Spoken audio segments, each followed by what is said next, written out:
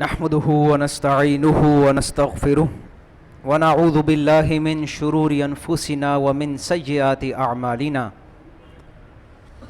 أعوذ بالله من الشيطان الرجيم. بسم الله الرحمن الرحيم.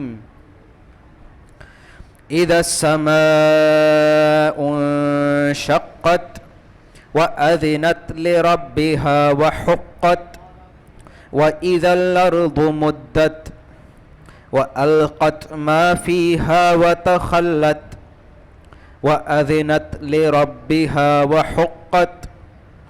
يا أيها الإنسان إنك كادح إلى ربك كدحا فملاقيه. فأما من أوتي كتابه بيمينه فسوف يحاسب حسابا يسيرا وينقلب إلى أهله مسرورا.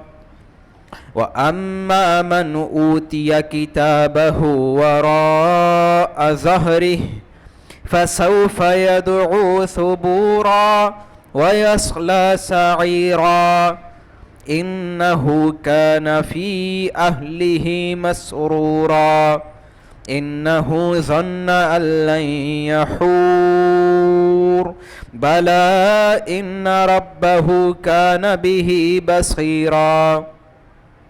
فلا أقسم بالشفق والليل وما وسق والقمر إذا اتسق لتركبن طبقا عن طبق فما لهم لا يؤمنون. وإذا قرئ عليهم القرآن لا يسجدون بل الذين كفروا يكذبون والله أعلم بما يوعون. فبشرهم بعذاب أليم إلا الذين آمنوا وعملوا الصالحات لهم أجر غير ممنون. صدق الله العظيم. رب اشرح لي صدري ويسر لي أمري واحلل عقدة من لساني يفقهوا قولي. آج انشاءاللہ ہم سورۃ الانشقاق پڑھ رہے ہیں اور اس کا لنک ہے پچھلی صورتوں کے ساتھ. جیسے رسول اللہ صلی اللہ علیہ وسلم کی حدیث ہم نے پڑھی کہ آپ صلی اللہ علیہ وسلم نے فرمایا کہ جو شخص یہ چاہتا ہو کہ قیامت کو اپنی آنکھوں سے دیکھ لے تو وہ یہ صورتیں پڑھ لے. اذا الشمس کورت اذا السماء انفطرت اذا السماء انشقت. آپ صلی اللہ علیہ وسلم نے فرمایا جو شخص چاہتا ہو کہ قیامت کو اپنی آنکھوں سے دیکھ لے. کیا مطلب؟ یعنی اسے محسوس کر لے. جیسے اس وقت احساس ہوگا تو ان صورتوں میں جس طریقے سے اللہ سبحانہ و تعالیٰ نے قیامت کا نقشہ کھینچا ہے تو وہ ایسے ہے کہ گویا ہم قیامت کو محسوس کر رہے ہیں. اس میں سے یہ ان 4 صورتوں میں سے آخری صورت ہے. سورۃ تکویر، پھر سورۃ انفطار، پھر سورۃ المطففین اور اس کے بعد سورۃ الانشقاق، اور ان میں بہت گہری مناسبت بھی ہے. اعوذ باللہ من الشیطان الرجیم. بسم اللہ الرحمن الرحیم. اذا السماء انشقت، جب آسمان پھٹ جائے گا. انشقاق شق ہونا کہتے ہیں، کسی چیز کا پھٹ جانا، کہ فلاں چیز شق ہو گئی یعنی پھٹ گیا. انشقاق یعنی کہ سیلف، جس کو کہتے ہیں انگلش میں امپلوژن. ایک تو ہوتا ہے ایکسپلوژن کہ ایک چیز پہ باہر سے کوئی چیز آئے اور وہ دھماکہ ہو جائے، اور امپلوژن کیا ہوتا ہے کہ اس کے اندر ہی دھماکہ ہو گیا اور وہ پھٹ گئی. اذا السماء انشقت، جب آسمان پھٹ جائے گا اس کے اندر ہی ایسا پروسیس ہوگا کہ وہ پھٹ جائے گا. وَأَذِنَتْ لِرَبِّهَا وَحُقَّتْ، اور وہ کان لگائے ہوئے ہے اپنے رب کے حکم کے لیے. کون؟ آسمان. وَأَذِنَتْ لِرَبِّهَا، کہ آسمان اپنے رب کے حکم کے لیے کان لگائے ہوئے ہے. کیا مطلب؟ جیسے ہی اللہ سبحانہ و تعالیٰ کا حکم ہوگا آسمان پھٹ جائے گا. اذا السماء انشقت وَأَذِنَتْ لِرَبِّهَا وَحُقَّتْ، حقت کہ یہی اس کی حقیقت ہے، یہی ٹھیک ہے، ایسا ہی ہونا چاہیے. جیسے ہی اللہ کا حکم آئے فوراً اس کو مان لیا جائے، جیسے ہی اللہ کا حکم آئے فوراً اس کو مان لیا جائے. وحقت، ایسا ہی ہونا چاہیے. اذا السماء انشقت، جب آسمان پھٹ جائے گا. وَأَذِنَتْ لِرَبِّهَا، اور وہ کان لگا کے بیٹھا ہے اپنے رب کے حکم کے لیے. وحقت، اور ایسا ہی ہونا چاہیے. وَإِذَا الْأَرْضُ مُدَّتْ، اور جب زمین کو کھینچ دیا جائے گا. اِذَا الْأَرْضُ مُدَّتْ، کھینچ دیا جائے گا. جیسے کوئی چادر ہوتی ہے بستر پر اور اس پہ نشیب و فراز ہو جاتے ہیں، ایسے جیسے چادر جو خراب ہو جاتی ہے تو اور غور سے دیکھیں گے تو اس پہ جیسے لہریں نظر آ رہی ہوں گی، ایسے یہ زمین ہے، اس میں لہریں ہیں، یعنی کہیں پہاڑ ہیں اور کہیں ٹرنچز ہیں، کینینز ہیں. یہی ٹرنچ ہے، یعنی بڑے بڑے سوراخ ہیں جن کے اوپر آج سمندر ہے. جتنے بھی سمندر ہیں، اوشنز ہیں، وہ اصل میں کیا ہے کہ وہ اس زمین کے بڑے بڑے شگاف ہیں، سوراخ ہیں جس میں پانی بھر گیا تو وہ سمندر بن گیا. اور کہیں کہیں پہاڑ ہیں، بہت اونچے اونچے رینجز ہیں. تو جب اس طرح سے چادر کو کھینچ دیا جاتا ہے تو پہاڑ بھی ختم ہو جاتے ہیں اور گڈھے بھی ختم ہو جاتے ہیں، ٹرنچز بھی ختم ہو جاتے ہیں. تو وَإِذَا الْأَرْضُ مُدَّتْ، جب زمین کو کھینچ دیا جائے گا. اس صورت میں تو بس اتنا ہی بیان ہوا ہے، زمین کو کھینچا جائے گا.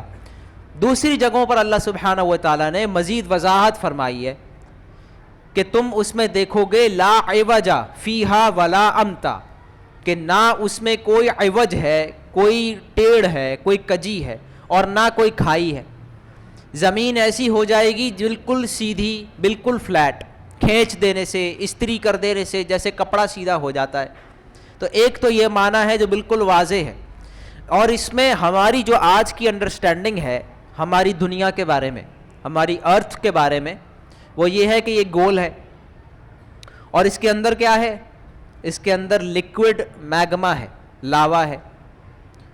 اور جب کسی بال کو، کسی گول چیز کو کھینچ کے فلیٹ کر دیا جائے تو کیا ہو جاتا ہے؟ پھر دو چیزیں ہوتی ہیں. ایک تو یہ کہ پہاڑ اور ٹرنچز ختم ہو جائیں گے، اس کے ساتھ ساتھ ایک اور چیز بھی ہوگی. کیا ہوگا بھائی؟ آپ لوگ ساتھ ہیں یا نہیں ہیں؟ کیا ہوگا؟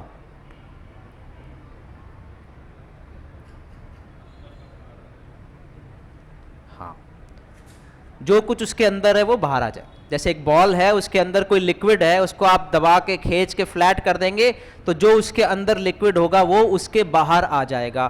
اگلی آیت یہی ہے وَأَلْقَتْ مَا فِيهَا وَتَخَلَّتْ، وہ نکال دے گی، القا کر دے گی جو کچھ بھی اس کے اندر تھا. وَأَلْقَتْ مَا فِيهَا، جو کچھ اس کے اندر تھا. وَتَخَلَّتْ، اور خالی ہو جائے گی. تو ایک تو زمین میں قبریں ہیں، جتنے انسان دفنائے گئے ہیں وہ سب باہر آ جائیں گے، اور اس کے علاوہ بھی جو کچھ اس میں ہے وَأَلْقَتْ مَا فِيهَا، جو کچھ اس کے اندر ہے. وَتَخَلَّتْ، اور خالی ہو جائے گی. تو اس کے اندر یہ جو لکوڈ ہے، میگما، لاوا، یہ باہر آ جائے گا. اور اس کے بھی اشارے ہیں قرآن حکیم میں کہ جہنم کو ظاہر کر دیا جائے گا، آگ سامنے آ جائے گی، اور یہی میدان حشر ہوگا، یہی وہ فلیٹ سرفیس ہوگی جس میں تمام انسان کھڑے ہوں گے، حساب کتاب ہوگا. اور احادیث میں آتا ہے کہ حساب کتاب کے وقت چاروں طرف آگ ہوگی. لوگوں حساب کتاب کے لیے آئیں گے اور وہ دیکھیں گے ان کے ہر طرف جہاں نظر پہنچے وہاں کیا ہے؟ آگ ہے، جہنم ہے. وَبُرِّزَتِ الْجَحِيمُ لِمَنْ يَرَى، سامنے کر دی جائے گی جہنم ہر دیکھنے والے کے لیے. تو یہاں پہ فرمایا اِذَا السَّمَاءُ انشَقَّتْ، جب آسمان پھٹ جائے گا. وَأَذِنَتْ لِرَبِّهَا وَحُقَّتْ، اور وہ کان لگا کے بیٹھا ہوا ہے اپنے رب کے لیے، اور یہی اس کی حقیقت ہے، یہی ہونا چاہیے. وَإِذَا الْأَرْضُ مُدَّتْ، اور جب زمین کھینچ دی جائے گی. وَأَلْقَتْ مَا فِيهَا، اور وہ نکال دے گی جو کچھ اس کے اندر ہے. وَتَخَلَّتْ، اور خالی ہو جائے گی. وَأَذِنَتْ لِرَبِّهَا وَحُقَّتْ، اور زمین بھی کان لگا کر بیٹھی ہوئی ہے اپنے رب کے حکم کے لیے. وَحُقَّتْ، اور یہی اس کی حقیقت ہے. ایسا ہی ہونا چاہیے. اس آیت کو 2 مرتبہ اللہ نے فرمایا, آیت نمبر 2 اور آیت نمبر 5 ایگزیکٹلی سیم ہے. وَأَذِنَتْ لِرَبِّهَا وَحُقَّتْ, اور وہ کان لگا کے بیٹھا ہے اپنے رب کے لیے, اور یہی اس کی حقیقت ہے. آسمان بھی اور زمین بھی. اور اصل میں ہمیں سکھایا جا رہا ہے کہ ہم بھی اللہ کے بندے ہیں, اللہ نے ہمیں بھی پیدا کیا جیسے آسمان کو اور زمین کو. تو آسمان اور زمین تو کان لگا کے بیٹھتے ہیں, جیسے ہی رب کا جو حکم آئے اس کو پورا کر دیا جائے, ایسے ہی بندوں کو ہونا چاہیے. وحقت, ایسا ہی ہونا چاہیے. اللہ سبحانہ و تعالی ہمیں بھی ایسا بندہ بنا ہے. سمعنا و اطعنا, قرآن میں آتا ہے ہم نے سنا اور ہم نے مانا. جیسے ہی ہمارے کان میں اللہ کا کوئی حکم پہنچے فوراً اس کی اطاعت کی جائے. اب یہاں 5 آیات ہوئیں جس میں اللہ سبحانہ و تعالیٰ نے قیامت کا منظر بتایا کہ آسمان پھٹ جائے گا, زمین اپنی تمام چیزوں کو نکال کے خالی ہو جائے گی. اس کے بعد فرمایا یا ایھا الانسان انک کادح الی ربک کدحا فملاقیہ, اے انسان بے شک تو محنت کر رہا ہے اپنے رب کی طرف, خوب محنت کرتے کرتے بالآخر تجھے اپنے رب سے ملنا ہے. یا ایھا الانسان انک کادح, بے شک تو کادح ہے. قادح کہتے ہیں محنت کش کو, محنت کرنے والا. جیسے کسان ہے وہ ہل چلا رہا ہے, ایک شخص ہے وہ صبح سے رات تک کوئی کام کر رہا ہے, ایسا کام کر رہا ہے جو محنت طلب ہے, جس میں اس کو پسینہ آ رہا ہے, اس کی صلاحیتیں استعمال ہو رہی ہیں. انک کادح یا ایھا الانسان, اے انسان, انک کادح, بے شک تو محنت کرنے والا ہے. محنت وہ ہے جو محنت کرتا ہے. الی ربک, اپنے رب کی طرف جا رہا ہے. کدحا, محنت کرتے کرتے. یعنی انسان کا معاملہ یہ ہے کہ انسان کو اللہ نے پیدا کیا ہے محنت کے لیے, پوری زندگی محنت کرنی ہے, اور ہر گزرتا ہوا لمحہ اپنے رب سے قریب کرتا ہوا جا رہا ہے. یہ جو پورا ہمارا زندگی کا سفر ہے پیدائش سے لے کے موت تک, اس میں محنت اور مشقت ہے. یا ایھا الانسان انک کادح الی ربک کدحا فملاقیہ, پھر تجھے اس سے ملاقات کرنی ہے. اب ہم جتنی بھی مخلوقات ہیں اگر ہم ان پر غور کریں گے تو آپ کو نظر آئے گا کہ ساری مخلوقات محنت کر رہی ہیں. جیسے کوئی چڑیا ہے, ایک چڑیا کی کیا زندگی ہے کہ وہ پیدا ہوتے ہی اس کو ڈر ہے پریڈیٹرز کا, کوئی کھا جائے گا. انڈے بھی کوئی کھا جاتا ہے, انڈوں کو بچانا پڑتا ہے, تو وہ پہاڑوں پہ, درختوں پہ, اوپر جگہ پر گھونسلہ بناتے ہیں, چھپا کر گھونسلہ بنایا جاتا ہے, چھپا کر, تاکہ کسی کو نظر بھی نہ آئے, ورنہ بلی کھا جاتی ہے, کوئی دوسرے پرندے آ جاتے ہیں. پھر وہ پیدا ہو جائے, پھر بچوں کا خیال کرنا, اس کو بھی کوئی کھا جاتا ہے. پھر وہ جب بڑے ہو جاتے ہیں تو ان کو اپنے بچوں کا خیال کرنا پڑتا ہے, گھونسلہ بنانا پڑتا ہے, پھر بچوں کی حفاظت, اپنا کھانا, دوسروں کا کھانا. جیسے آپ صلی اللہ علیہ وسلم نے فرمایا کہ پرندہ صبح نکلتا ہے خالی پیٹ, شام کو لوٹتا ہے بھرے پیٹ, اور کھانے کا انتظام اپنے بچوں کے لیے. یہ اس کی پوری زندگی ہے جب تک مر نہ جائے. گھر بنانا, گھر کی حفاظت کرنا, اپنا پیٹ, اپنے بچوں کا پیٹ, اسی میں موت آ جائے. اور کتنے ہیں جو اس کو اور اس کے بچوں کو اور اس کے گھر کے دشمن ہیں, سارے جانور. یہ ہے survival of the fittest, struggle for existence. جتنے کیڑے, جتنے پودے, جتنے پرندے آپ کو اس وقت نظر آ رہے ہیں, یہ سب اپنی زندگی کے لیے اسٹرگل کر رہے ہیں صبح سے شام تک. یہ ہے زندگی. تو انسان کی بھی یہی زندگی ہے. انسان کو بھی اللہ نے پیدا کیا ہے, اس کا کام ہے اس دنیا میں سروائیو کرنا, اور یہ کہ 2 وقت کی روٹی ہو جائے, پھر گھر ہو جائے, پھر اولاد کے لیے گزر بسر ہو جائے. یہ محنت طلب کام ہے, آسان نہیں ہے. یا ایھا الانسان انک کادح الی ربک کدحا, اے انسان تو مشقت میں ہے, اپنے رب کی طرف بڑھ رہا ہے مشقت کرتے کرتے. لیکن ایک فرق ہے کہ یہ تمام جانور مر جاتے ہیں, اور انسان مرنے کے بعد دوبارہ زندہ کر دیا جائے گا, اور پھر اس کو حساب دینا ہے اس زندگی کا. یہ ایک ایڈیشنل مسئلہ ہے جو جانوروں کے ساتھ نہیں ہے. ان کو کوئی حساب نہیں دینا کہ زندگی کیسے گزاری, زندگی کہاں گزاری. جبکہ انسانوں کا مسئلہ کیا ہے؟ آپ صلی اللہ علیہ وسلم نے فرمایا کہ ہر شخص کو 5 سوال کے جواب تو دینے ہی دینے ہیں۔ زندگی کہاں گزاری، جوانی کہاں گزاری، مال کہاں سے کمایا، مال کہاں خرچ کیا، اور جو علم حاصل ہوا اس پہ کتنا عمل کیا۔ یا ایھا الانسان انک کادح، اے انسان تو مشقت میں ہے، الی ربک قدحا، بڑھ رہا ہے اپنے رب کی طرف مشقت کرتے کرتے، فملاقیہ، اور پھر تجھے اس سے ملاقات کرنی ہے، اپنے رب سے ملاقات کرنی ہے۔ اب کوئی شخص ہے وہ یہ سوچ رہا ہے کہ مزدور محنت کر رہا ہے اور جو امیر گھرانے میں پیدا ہوا ہے وہ محنت نہیں کرتا، اس کی زندگی میں کوئی پریشانی نہیں ہوتی، تو یہ غلط ہے۔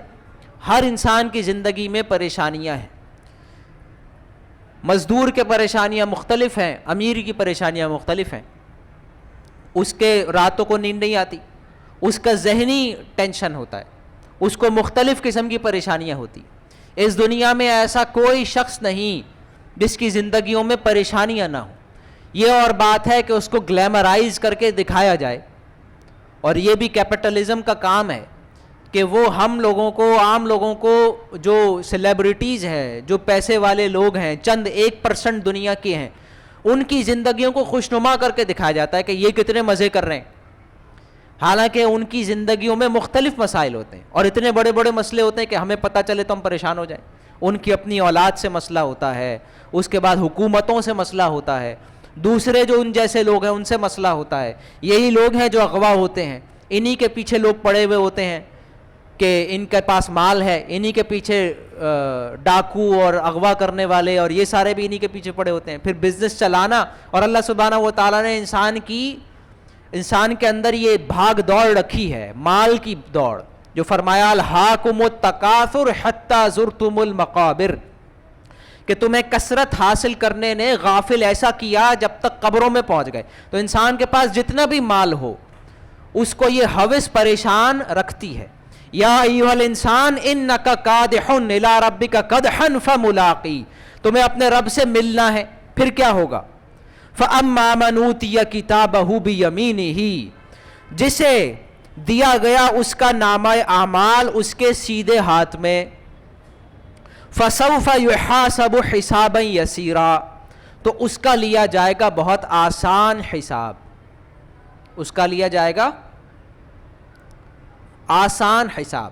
فسوف یحاسب حسابا یسیرا، اس کا لیا جائے گا آسان حساب۔ رسول اللہ صلی اللہ علیہ وسلم نے یہ دعا سکھائی، اللہم حاسبنا حسابا یسیرا، اے پروردگار ہمارا آسان حساب لے۔ حضرت عائشہ رضی اللہ تعالی عنہا نے پوچھا، اے نبی آسان حساب کا کیا مطلب ہے؟ تو آپ صلی اللہ علیہ وسلم نے فرمایا کہ ينزع فی کتابہ ویتجاوز عن سیئاتہ واما من نوقش فی الحساب فقد ہلک۔ آسان حساب کیا ہے؟ کہ بس کتاب کو سرسری طور پر اللہ دیکھ لے، اور جتنی اس کے اندر کمیاں کوتاہیاں گناہ ہیں ان سے تجاوز کر دیں، اس کے بارے میں سوال نہ کریں، یہ ہے آسان حساب۔ فَأَمَّا مَن نُوقِشَ فِي الْحِسَابِ، کیونکہ جس سے حساب کتاب کا مناقشہ ہو گیا، سوال جواب ہو گیا کہ یہ تم نے کیوں کیا، یہ کیوں کیا، فقد ہلک، تو وہ تو ہلاک ہو گیا۔ جس سے سوال جواب شروع ہو گیا قیامت کے دن وہ ہلاک ہو جائے گا۔ تو ہمیں بھی دعا کرنی چاہیے، اللہم حاسبنا حسابا یسیرا، اے پروردگار ہمارا آسان حساب لے۔ فرمایا فَأَمَّا مَنْ أُوتِيَ كِتَابَهُ بِيَمِينِهِ فَسَوْفَ يُحَاسَبُ حِسَابًا يَسِيرًا، جس کا نامہ اعمال اس کے سیدھے ہاتھ میں دیا گیا اس سے آسان حساب لیا جائے گا۔ وَيَنْقَلِبُ إِلَىٰ أَهْلِهِ مَسْرُورًا، اور وہ لوٹے گا اپنے گھر والوں کے پاس خوشی مناتے ہوئے، وہ لوٹے گا اپنے گھر والوں کے پاس، یعنی جنت میں وہ اور اس کے گھر والے جو جنت میں پہنچ چکے ہیں وہ ایک جگہ ساتھ رہیں گے، خوشی کے ساتھ رہیں گے۔ وہاں پہ جو گھرانہ ہوگا جنت میں ان کی زندگیوں میں خوشیاں ہیں۔ ہمارے جو آج کے گھرانے ہیں ان کی زندگیوں میں کام ہے، مشقت ہے، آسانیاں نہیں ہیں۔ ہر گھر کے اندر ایک بجٹ ہے، ہر گھر کے اندر پریشرز ہوتے ہیں، ہر گھر میں لڑائیاں ہوتی ہیں کہ تنخواہ آتی ہے 15 تاریخ کو ختم ہو جاتی ہے، شروع کے 15 دن خوشی کے ہیں، آخری کے 15 دن غم کے ہیں. یہ ہر گھر کا مسئلہ ہے، کیونکہ ہمارا مسئلہ یہ ہے کہ ہم اس دنیا میں جنت ڈھونڈتے ہیں.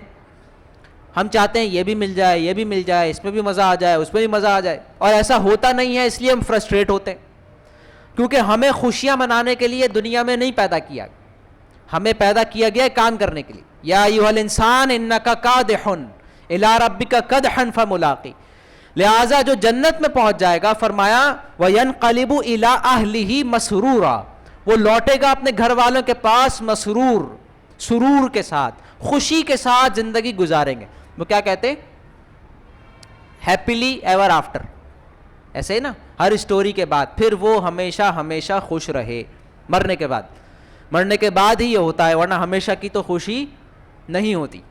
اور جو دنیا میں جنت ڈھونڈے گا اس کو فرسٹریشن ملے گی. قیامت میں جنت میں پہنچنے کے بعد فرمایا وَيَنْقَلِبُ إِلَىٰ أَهْلِهِ مَسْرُورًا وَأَمَّا مَنْ أُوتِيَ كِتَابَهُ وَرَاءَ ظَهْرِهِ، اور جس کو دیا جائے گا اس کے نامہ اعمال اس کے پیٹھ کے پیچھے سے، اس کے کمر سے.